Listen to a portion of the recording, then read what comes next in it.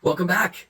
So one of the reasons I started doing these videos in the first place 2 years ago was because I was terrified of seeing myself on video. I hate seeing myself on video. And that largely stems from having audible dyslexia. I have a speech impediment. The words that I'm thinking and the words that come out aren't always the same.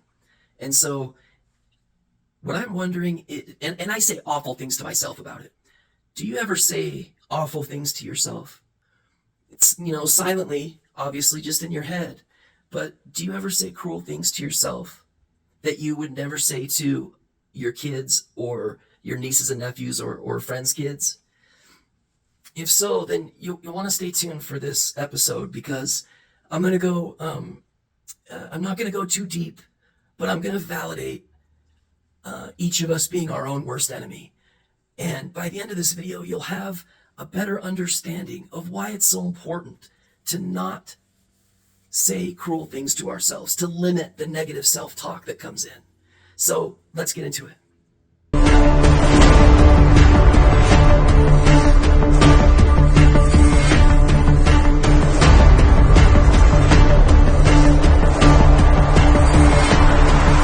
Happy Wednesday, everybody. Have you ever said silently, like, oh, I'm so stupid?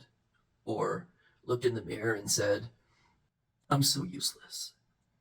Or I'm never going to get ahead?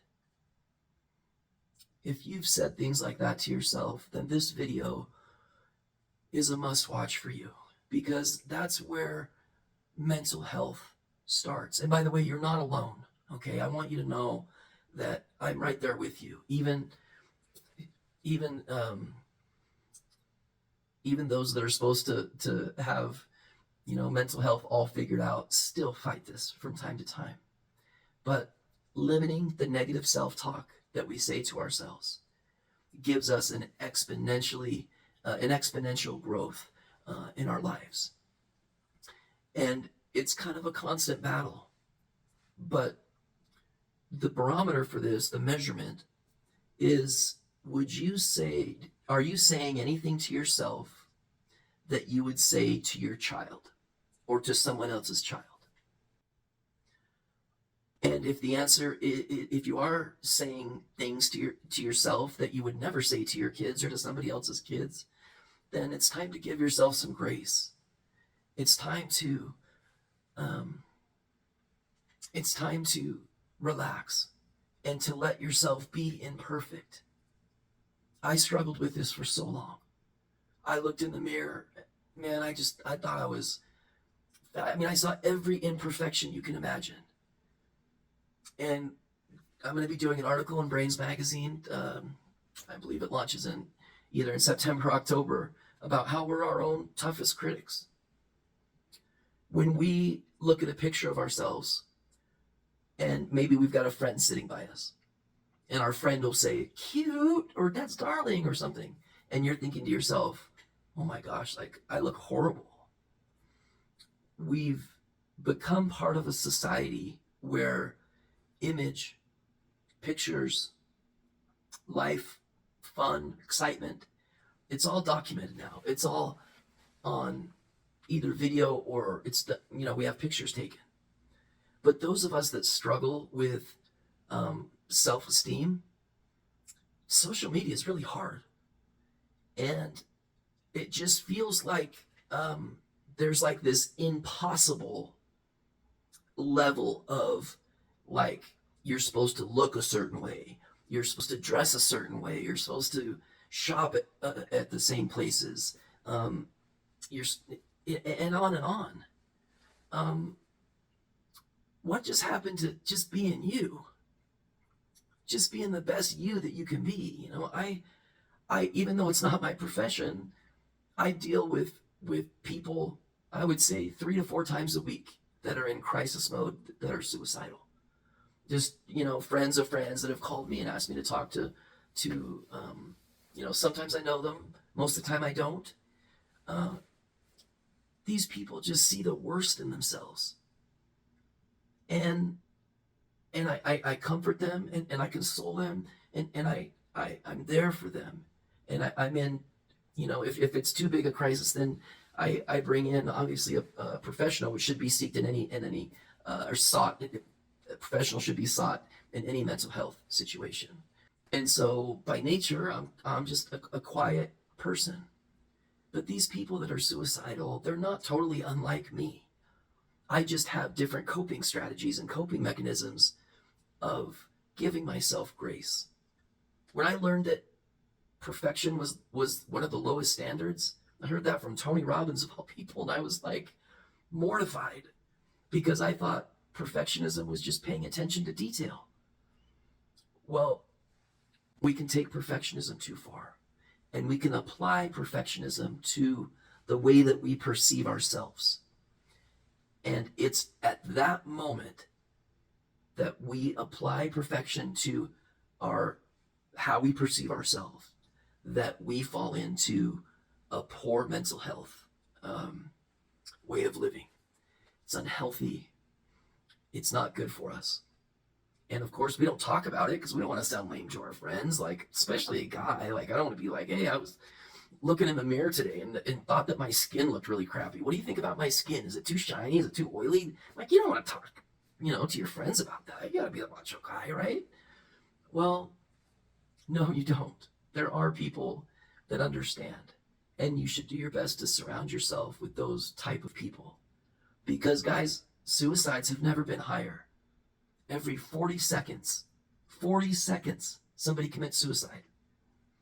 And there are nights that absolutely keeps me up. I lose sleep over that. And the more I think about it and dwell on it at night, the more it wakes me up and the more just disgruntled I become. And suicides have never been higher. Neither have overdoses. Neither have deaths from alcoholism. This is a real problem in our society. And I want you to know that if you look in the mirror and you don't see perfection, that's fine.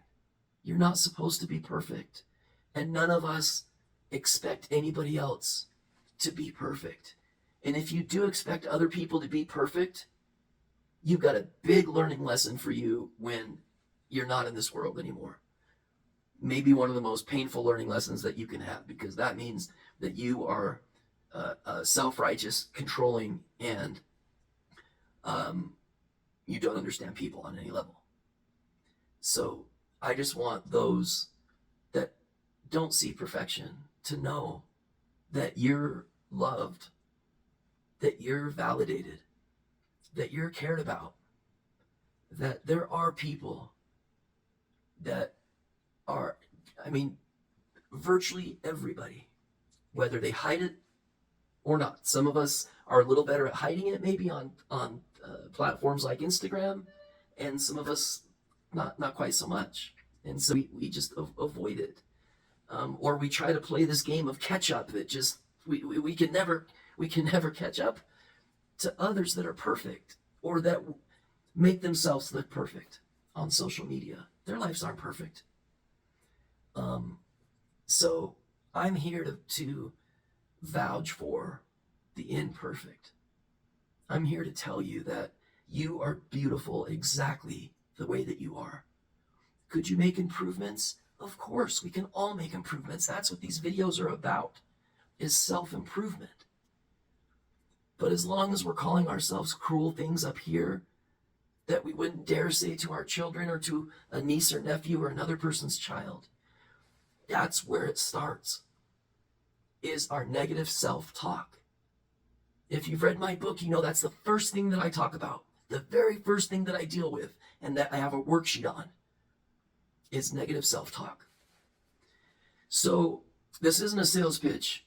This is actually free for you. My book is selling for $25 on Amazon. Okay, in the next couple of weeks, I'm going to have a link to a website that my team's designing. On that website, there's going to be a free version of the book. It's going to be an ebook.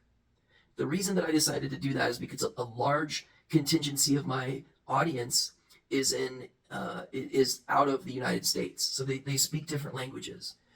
By putting it in print form, that will allow them to put it into things like ChatGPT or Google Translate and be able to translate it into their own language. And so that's coming, and that will be totally free. You just give me like your name and your email, and you download it. And I'm happy to be doing that. The book's still going to be up on Amazon, still selling, but the ebook will be translatable. And according to my audience statistics, that's what will be best for my audience. So the audience meaning people like you. And yes, I'm looking at you. So thank you so much for watching, guys. Limit the negative self-talk, and you give yourself a chance. Okay, we'll talk soon.